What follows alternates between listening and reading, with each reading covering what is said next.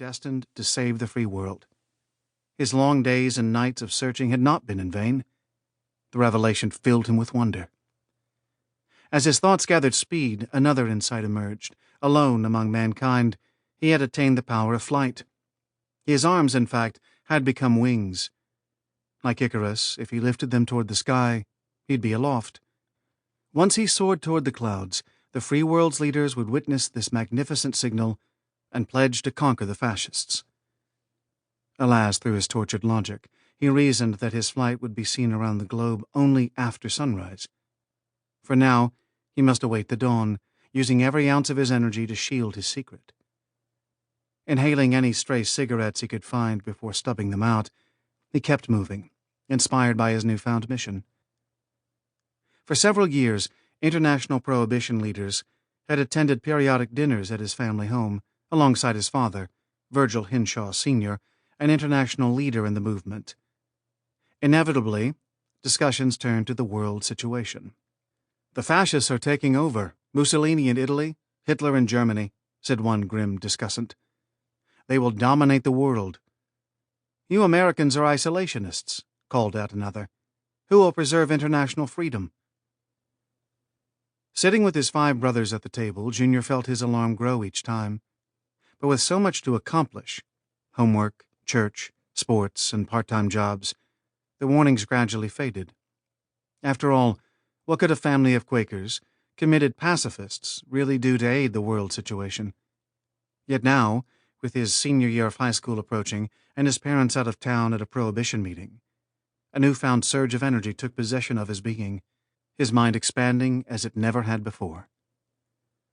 Amplified by radio accounts of the rise of the fascists, the visitors' warnings called out to him.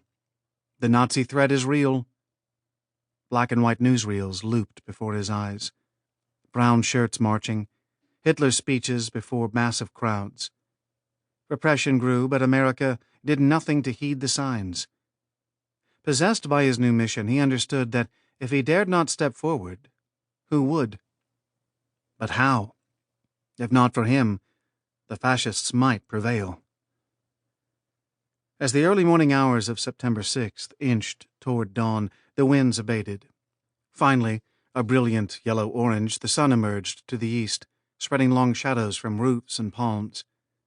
Enthralled by his energy and his remarkable insights, Junior reached his block on North Oakland Avenue, moving furtively past a few yards to find his own home, a dark brown bungalow now directly in front of him.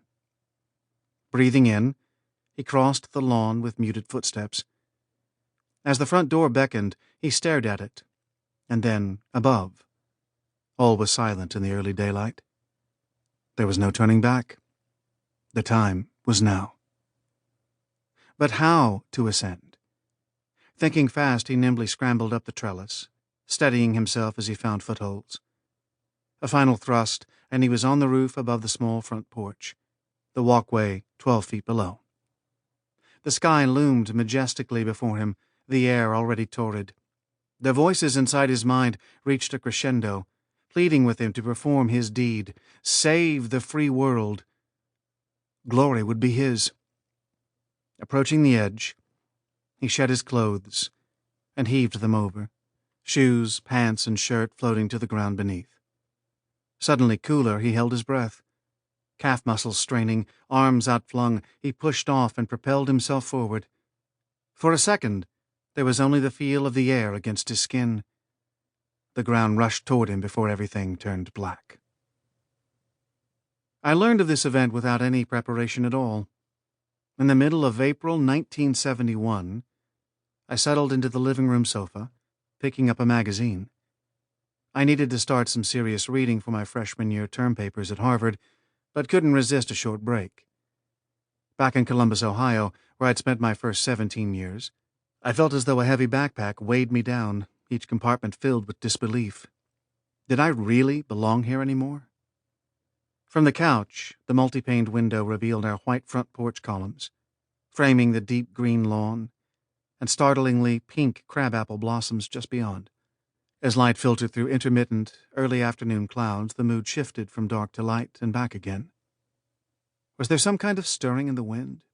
A small signal of change in the air?